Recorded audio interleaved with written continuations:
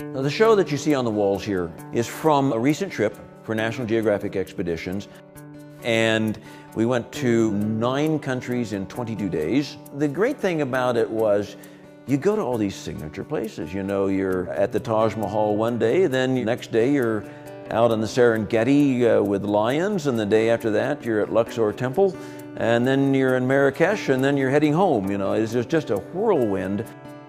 The show opens over here on this wall at Machu Picchu in Peru and goes on down the wall to Easter Island, to Australia, Samoa, Cambodia, to Angkor Wat, on to the Taj Mahal in India, the Serengeti, Egypt, Marrakesh, and home. You know, right around the wall in sequence, so people can kind of go along on the trip. The first challenge of producing this show was the show was going to open on Thursday evening. Monday afternoon I started printing on the show. And there were other challenges too. I wanted a lot of pictures in the show, so I wanted to go to a standard size, the 17 by 22, in which I put an 18 by 12 inch image on there. And there would be panoramas in it.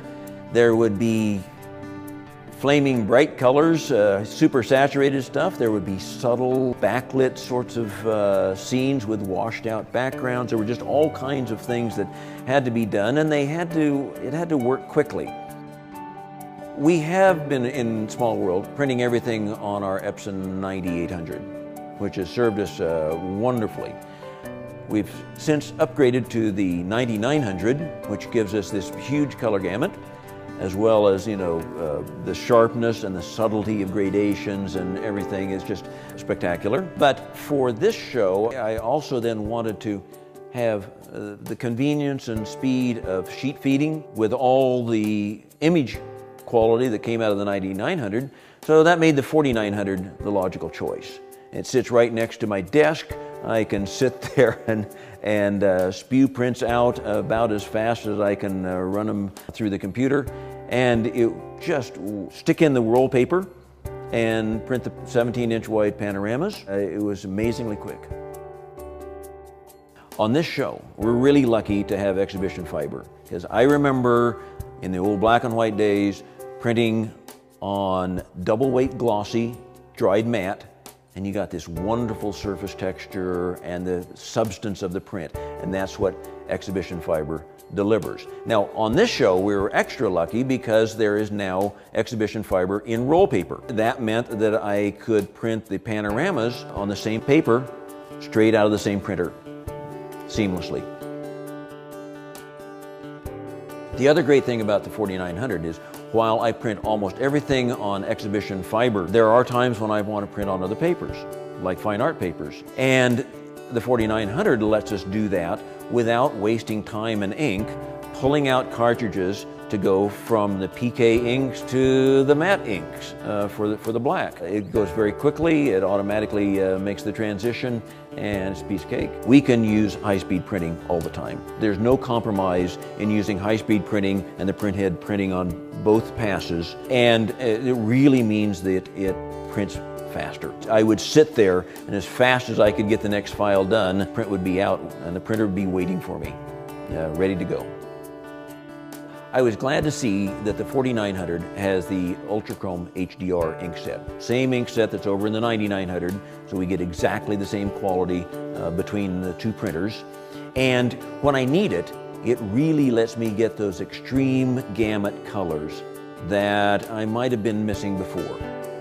The extreme gamut, you won't use it all the time, you won't see it all the time, but there were images in this show where I could see it. The greens at Machu Picchu, or the greens in the picture from the rainforest in Australia, the reds of that Maasai tribesman and the Serengeti, those reds were just almost fluorescent.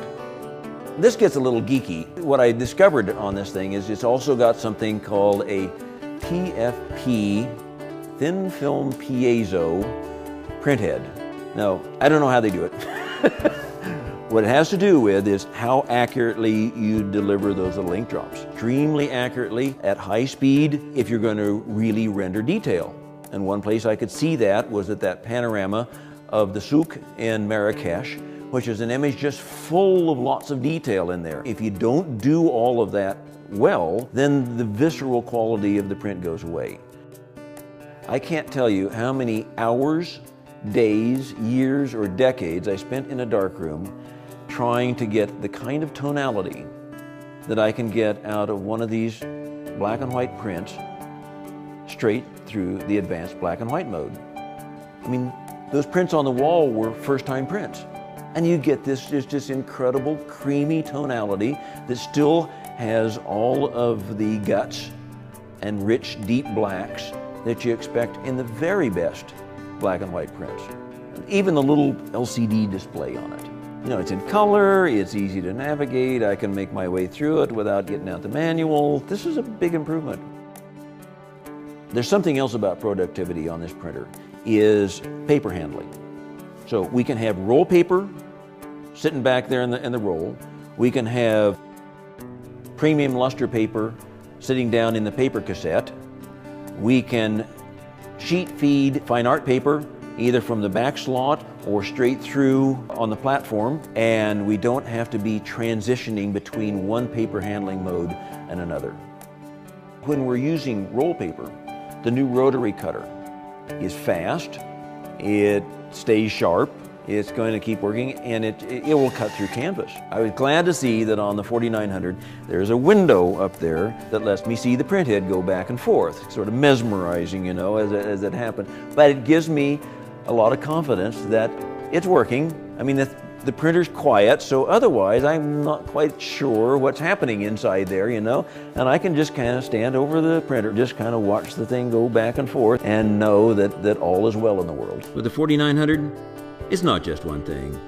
It's how all these technologies work together. There's the TFP print head, and the Ultrachrome HDR ink, and the AccuPhoto HDR screening. All that together lets me pull off an image like the snake charmer and the cobra.